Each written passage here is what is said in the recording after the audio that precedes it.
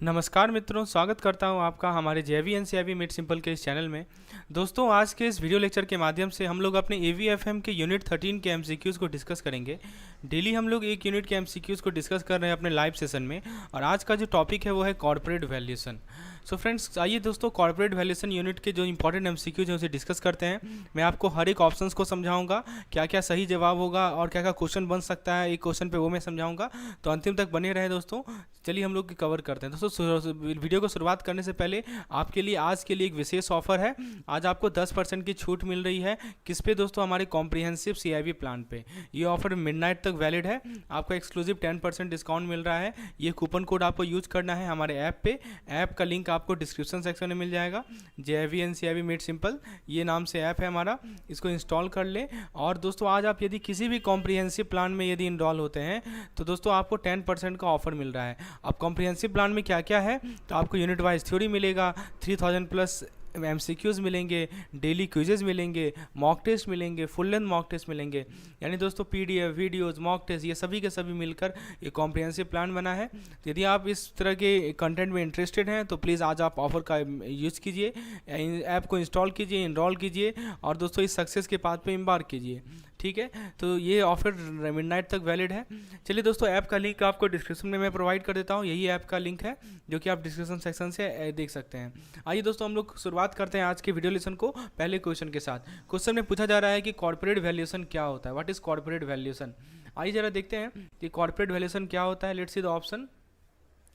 तो देखिए, 4 ऑप्शन आपके सामने हैं। तो पहला कह रहा है कि the process of determining the value of a company, the process of selling a company, the process of hiring new employ for a company, the process of creating a new company. दोस्तों सही जवाब है इसका कि आप किसी company का valuation कर रहे होते हैं, राइट। तो बेसिकली कॉर्पोरेट वैल्यूएशन एक तरीका है जिसके थ्रू आप इकोनॉमिक वैल्यू पता करते हैं। क्या पता करते हैं? Economic value. ठीक है, किसका इकोनॉमिक वैल्यू? कि किसी बिजनेस का economic value of A business. तो किसी बिजनेस का इकोनॉमिक वैल्यू कैसे पता करते हैं आप? कॉर्पोरेट वैल्यूएशन के माध्यम से। तो ये बहुत सारे पर्पस के लिए यूज होता है। जैसे कि आपको प्राइस डिटरमाइन करना है, you have to determine the price determination. उसके अलावा प्राइस डिटर्मिनेशन के अलावा दोस्तों आपको मान लीजिए कि एम्प्लॉय का कॉम्पेंसेशन सेट करना है, you have to set the compensation of employ. आपको स्ट्रेटजिक डिसीजन लेना है। इन सभी के लिए कॉर्पोरेट वैल्यूएशन बहुत इंपॉर्टेंट होता है। बाकी जो ऑप्शन है वो इनकरेक्ट है। ऑप्शन भी कह रहा है कि कंपनी को सेल करने का, दोस्तों कंपनी को सेल करने का कॉर्पोरेट वैल्यूएशन तरीका नहीं होता है। ऑप्शन सी कह रहा है कि नए एम्प्लॉय को हायर करने का कंपनी के लिए, तो ये भी हमारा कॉर्पोरेट वैल्यूएशन नहीं है। और नए कंपनी को क्रिएट करना, ये भी हमारा कॉर्पोरेट वैल्यूएशन नहीं है। दोस्तों कॉर्पोरेट वैल्यूएशन एक कॉम्प्लेक्स प्रोसेस है जिसके थ्रू आप क्या, इसके अंदर आप करते क्या, मैं थोड़ा समझा दूँ आपको। कॉर्पोरेट वैल्यूएशन एक कॉम्प्लेक्स प्रोसेस इसलिए है क्योंकि इसके अंदर दोस्तों आप एक कंपनी का जो फाइनेंशियल स्टेटमेंट है उसे एनालाइज करते हैं, राइट। तो फाइनेंशियल स्टेटमेंट आप जानते होंगे, एक बैलेंस शीट हो गया, प्रॉफिट एंड लॉस स्टेटमेंट हो गया। तो फाइनेंशियल स्टेटमेंट को क्या करते हैं दोस्तों? आप एनालिसिस करते हैं, you analyse the financial statement. ठीक है, उसका एसेट क्या है, उसके लायबिलिटीज़ क्या है, राइट, और उसके फ्यूचर प्रॉस्पेक्ट क्या है, इसे आप एनालाइज करते हैं। तो दोस्तों बहुत सारे मेथड्स हैं जिससे हम लोग कंपनी का वैल्यूएशन करते हैं। आपको मैं कुछ मेथड का नाम बता दूं। जैसा कि आपने नाम सुना होगा discounted cash flow method, discounted cash flow method सुना होगा नाम। फिर आपने एसेट बेस्ड मेथड देखा होगा, मार्केट बेस्ड मेथड देखा होगा। तो कंपनी का जो वैल्यू है वो वेरी कर सकता है, डिपेंड करता है कि कौन सा मेथड आप यूज कर रहे हैं। कॉर्पोरेट वैल्यूएशन एक इंपॉर्टेंट टूल है बिजनेसेस के लिए, इन्वेस्टर के लिए और दूसरे स्टेक होल्डर के लिए। तो correct answer to this question is option number A, यानी किसी कंपनी का वैल्यू को डिटरमाइन करना, यही हमारा corporate valuation. Option number A is correct.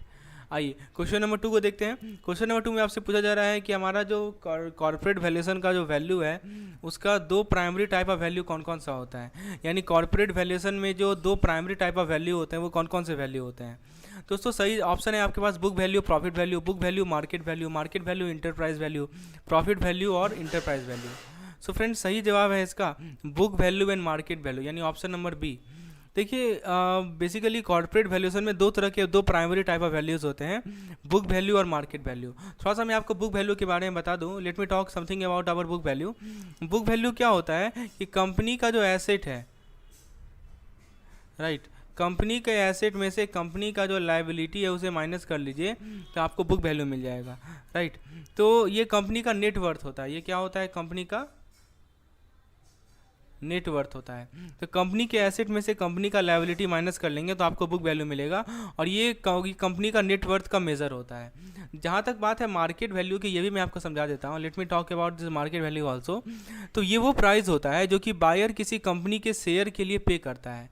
तो मान लीजिए कि किसी कोई कंपनी का शेयर है, राइट, उस शेयर को परचेज करना है तो आपको पे करना पड़ेगा सम अमाउंट। तो जो अमाउंट पे करता है बायर, उसे हम लोग मार्केट वैल्यू कहते हैं। तो इन्वेस्टर ने कंपनी का क्या वैल्यू परसीव करके रखा है वो कौन बताता है? हमें मार्केट वैल्यू बताता है, राइट।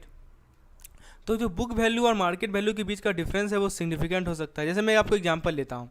मान लीजिए कि एक कंपनी है, मैं आपको देखिए एक एक पॉइंट समझा रहा हूँ। मान लीजिए कि एक कंपनी है जिसका हाई बुक वैल्यू है, ठीक है, लेकिन उसका मार्केट वैल्यू जो है, मार्केट वैल्यू का एमपी लिखते हैं, मार्केट वैल्यू लेस है, मार्केट वैल्यू लो है, ठीक है। तो इसे अंडर वैल्यू माना जाएगा। क्या माना जाएगा दोस्तों? इसे अंडर वैल्यूड माना जाएगा, ठीक है। तो ये बहुत सारे फैक्टर्स के कारण हो सकता है। जैसे कंपनी का फ्यूचर प्रॉस्पेक्ट क्या है, what is the future prospect of the company, company का कॉम्पिटिटिव पोजीशन क्या है, इसका मैनेजमेंट क्या है।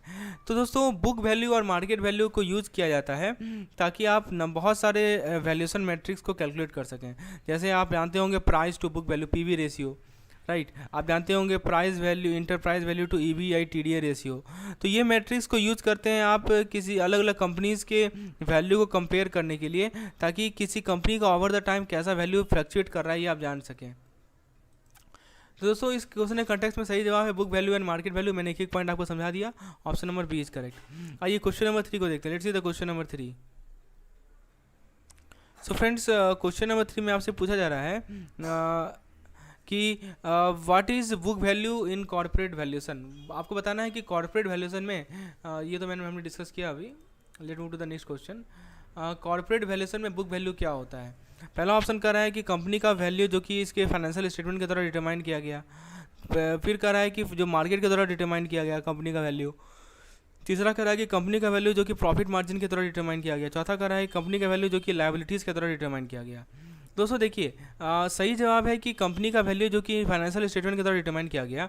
बुक वैल्यू का मतलब क्या होता है? बुक वैल्यू एक मेज़र है कंपनी के नेट वर्थ का, ठीक है। ये किसका मेज़र है? कंपनी के नेट वर्थ का मेज़र है, ठीक है। इसको कैसे कैलकुलेट करते हैं कि एसेट माइनस लायबिलिटीज़। तो एसेट और लायबिलिटीज़ के बीच का जो डिफरेंस होता है वो हमारा नेट वर्थ होता है। तो ये जो हमारा नेट वर्थ है ये हिस्टोरिकल मेजर है वैल्यूज़ का based on their original cost of asset. तो this is the it is a historical measure of value, ठीक है, based on original cost of asset rather than their current market value. तो ये सबसे पहले ध्यान रखिएगा कि ये जो हमारा बुक वैल्यू है this is historical value. Please remember, very important point.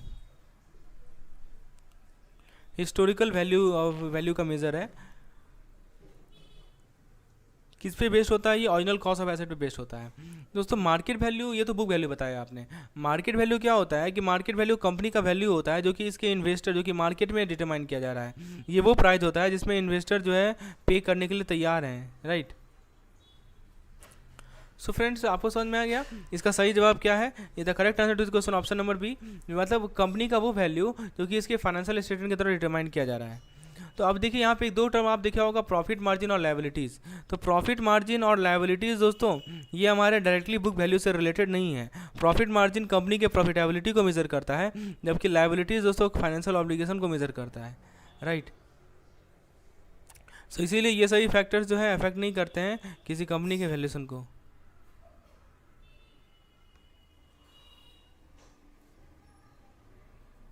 और मार्केट वैल्यू के बारे में मैंने आपको बताया कि कंपनी का वैल्यू जो कि मार्केट के द्वारा डिटरमाइन किया जाएगा, ये वो प्राइस होता है जिसमें इन्वेस्टर जो है कंपनी के शेयर को पे करते हैं। तो I think the concept is clear now कि what is book value in corporate valuation. Option number B is correct. आइए दोस्तों क्वेश्चन नंबर 4 की बात करते हैं। मार्केट वैल्यू क्या होता है कॉर्पोरेट वैल्यूएशन में, ठीक है। How what is the market value in corporate valuation? Friends book value का मैं आपको फॉर्मूला बता दूं कि आपको यदि बुक वैल्यू का फॉर्मूला निकालना है तो उसका सिंपल सा फॉर्मूला है कि आप टोटल एसेट में से जो हमारा टोटल लायबिलिटीज़ है उसे सब्ट्रैक्ट कर दीजिए, तो आपको क्या मिल जाएगा? बुक वैल्यू मिल जाएगा। जैसे मान लीजिए कि किसी कंपनी का टोटल एसेट है 100 मिलियन डॉलर जो है किसी कंपनी का टोटल एसेट है मान लीजिए, राइट। और टोटल लायबिलिटी मान लीजिए 150 मिलियन है, और $50 मिलियन इसका, सॉरी 150 मैंने गलती से ले दिया, इसको 50 कर देते हैं, right. Let me clear it, let me write it, let 50। तो $50 बिलियन दोस्तों इस कंपनी का हमारा क्या है, लाइबिलिटीज़ है। ओके तो बताइए इसका बुक वैल्यू कितना होगा, what will the book value of this particular case. तो दोस्तों इस केस में जो बुक वैल्यू होगा कितना हो जाएगा, 100 माइनस 50, यानी कि $50 मिलियन इसका बुक वैल्यू हो जाएगा। So I think the concept is clear now. How do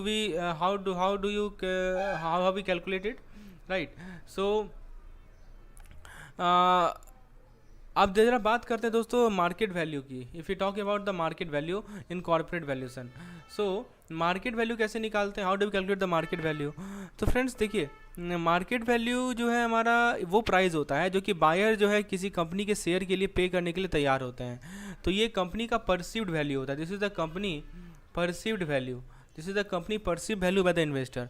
तो मार्केट वैल्यू को डिटरमाइन करने के लिए हमारे पास सप्लाई एंड डिमांड होता है, याद रखिएगा, बहुत इंपॉर्टेंट पॉइंट है। तो सप्लाई एंड डिमांड के माध्यम से मार्केट वैल्यू पता करते हैं। तो जितना शेयर अवेलेबल है बेचने के लिए, number of share available for sale, उसे कहते हैं हम लोग सप्लाई, कितना शेयर बेचने के लिए अवेलेबल है, और कितने इन्वेस्टर हैं जो कि उन सभी को खरीदना चाहते हैं, वो होता है हमारा demand, number of investor who are willing to purchase that particular share, who want to buy that particular share. तो हमारा सप्लाई और डिमांड जो है वो इफेक्ट करता है किसी कंपनी के मार्केट वैल्यू को। तो मार्केट वैल्यू जो है बुक वैल्यू से ज़्यादा होता है। मार्केट वैल्यू हमेशा ऑफन देखा गया है कि market value is greater than book value, क्योंकि इन्वेस्टर जो है एक प्रीमियम पे करते हैं कंपनी को, जो कि उन्हें लगता है अच्छा है, जिसका अच्छा फ्यूचर प्रोस्पेक्ट है। लेकिन मार्केट वैल्यू लोअर भी हो सकता है, ऐसा नहीं कि हमेशा मार्केट वैल्यू बुक वैल्यू ज़्यादा ही होगा, market value can be lower than the book value, ठीक है। तो यदि मान लीजिए कि इन्वेस्टर जो है कंपनी के फ्यूचर के बारे में कंसर्न्ड है और मान लीजिए कि बहुत ज़्यादा सप्लाई हो गया है शेयर का, तो इस केस में दोस्तों मार्केट वैल्यू बुक वैल्यू से क्या हो जाएगा, कम हो जाएगा। तो मार्केट वैल्यू एक बहुत इंपॉर्टेंट फैक्टर है जब आप किसी कंपनी के वैल्यूएशन को कंसीडर करते हैं, लेकिन इसको आप सोल मेजर की तरह यूज़ नहीं कर सकते कंपनी के वैल्यू का।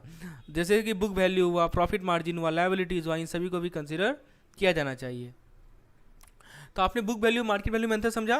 बुक वैल्यू बेसिकली क्या होता है कि कंपनी का एसेट माइनस कंपनी का लायबिलिटी बुक वैल्यू होता है, और मार्केट वैल्यू वो प्राइस होता है जिसपे एक कंपनी का शेयर बायर जो है बायर इच्छुक होता है कि वो कंपनी का शेयर खरीदे।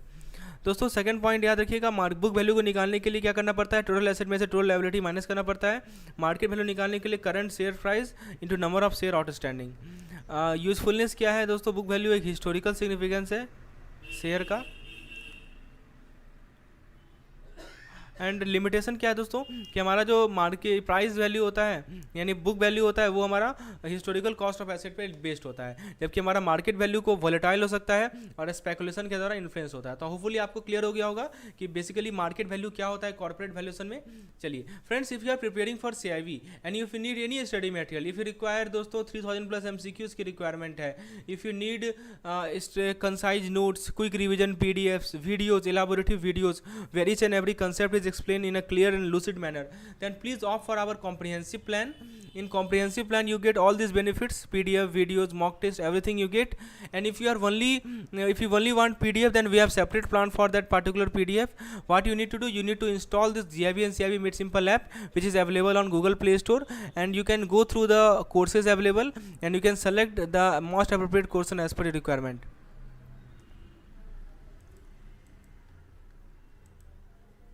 Now let's see the next question. Next question यहाँ से पूछा जा रहा है कि कॉर्पोरेट वैल्यूएशन में इंटरप्राइज वैल्यू क्या होता है, what is enterprise value in corporate valuation. Option A कह रहा है कि कंपनी का वैल्यू जो कि इसके फाइनेंशियल स्टेटमेंट के द्वारा डिटरमाइन किया गया है। ऑप्शन बी कह रहा है कि कंपनी का वैल्यू जो कि इसके लायबिलिटी के द्वारा डिटरमाइन किया गया है। देखिए हमने बुक वैल्यू देखा, हमने मार्केट वैल्यू देखा, बात है आती है इंटरप्राइज वैल्यू। सी कह रहा है कि कंपनी का वैल्यू जो कि इसके एसेट के द्वारा डिटरमाइन किया गया है, और डी कह रहा है कि ये मार्केट वैल्यू से सिनोनिमस है।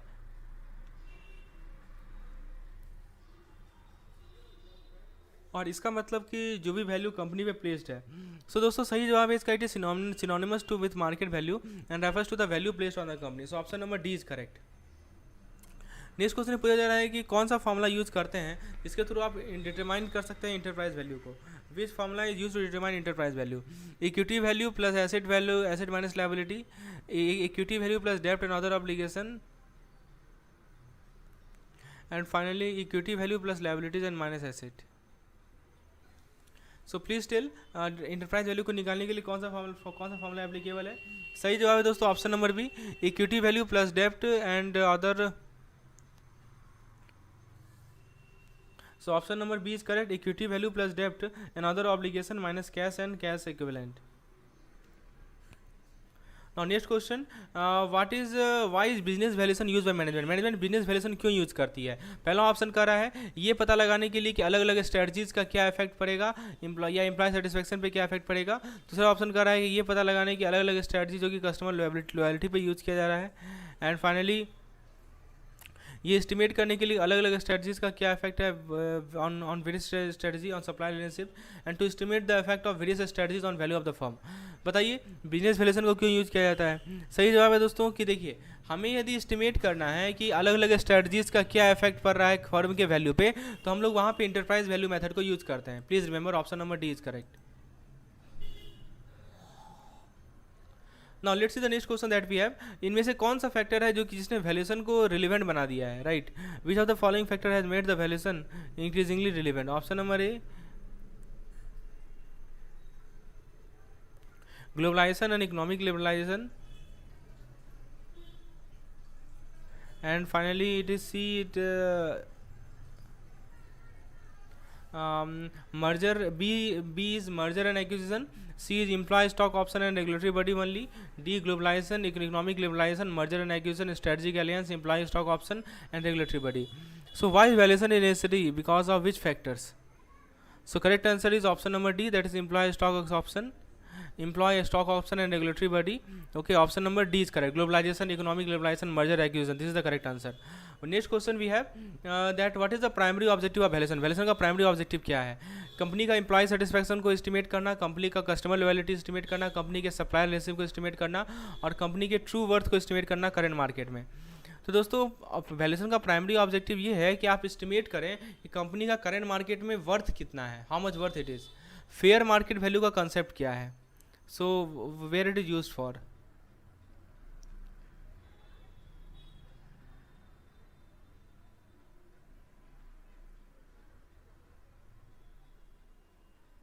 So what is the concept of fair market value? दोस्तों ऑप्शन को जरा देखिए, फेयर मार्केट वैल्यू कैसे डिफाइन किया जा रहा है, ये क्वेश्चन पूछा जा रहा है। देखिए इसका सही जवाब है defined by United State Internal Revenue Service यानी IRS। Option number B is correct. ठीक है friends, these are the plans that are available. CIB comprehensive course, it includes PDF plus videos plus mock test plus daily quizzes. CIB PDF plan, it includes theory PDF plus MCQs PDF for all compulsory subjects.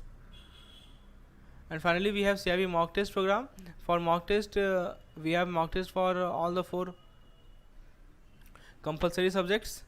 So if you want to enroll in either of the program, what you need to do, you need to install our JIV and CIV Made Simple app and you just log in and just see the courses available and make your payment.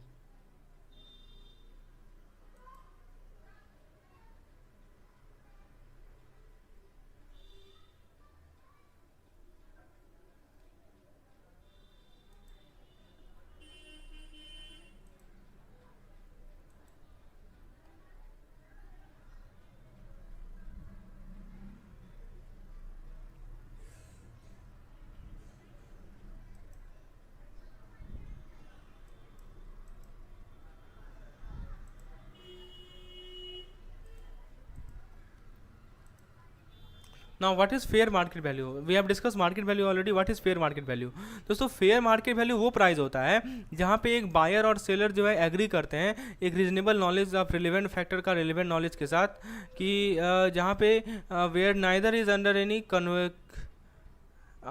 Compulsion to buy, यानी किसी को कोई compulsion नहीं होता है खरीदने का या बेचने का, तो इसे हम लोग कहते हैं fair market value. Okay, so to the context of this particular question option number B is correct. Next, what claim on a company do stakeholder have? So question is किसी कंपनी में क्या स्टेक होता है?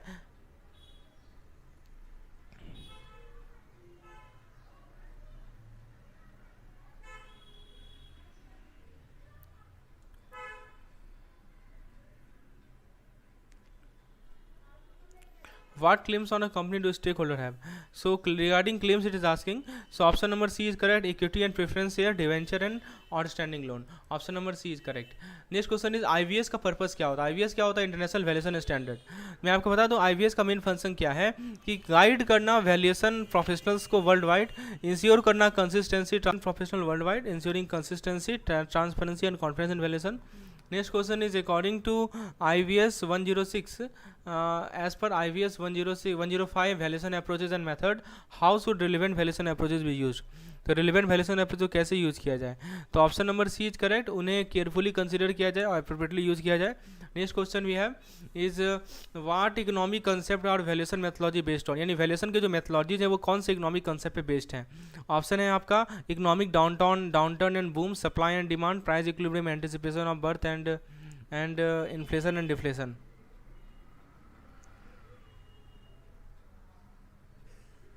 So to the context of this particular question regarding economic concept, what economic concept? So correct answer is option number C, price equilibrium, anticipation of benefits and substitution. So friends, this is our app link, JV and CIV Made Simple. After opening the app, the such type of interface will come. So what you need to do, you just install this particular app, JV and CIV Made Simple, and one OTP will you have to enter one OTP which you receive on a registered mail ID, and once you write the OTP, you will automatically log in, and you can see this type of interface will appear once you log in. So it consists of all the courses relevant to JV or CIV as per requirement.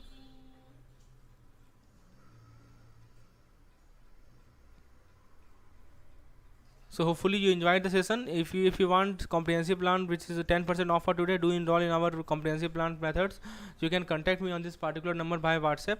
Thanks for liking. Do subscribe our channel so that once the video become live, it become you can automatically get instant notification. Thanks for watching.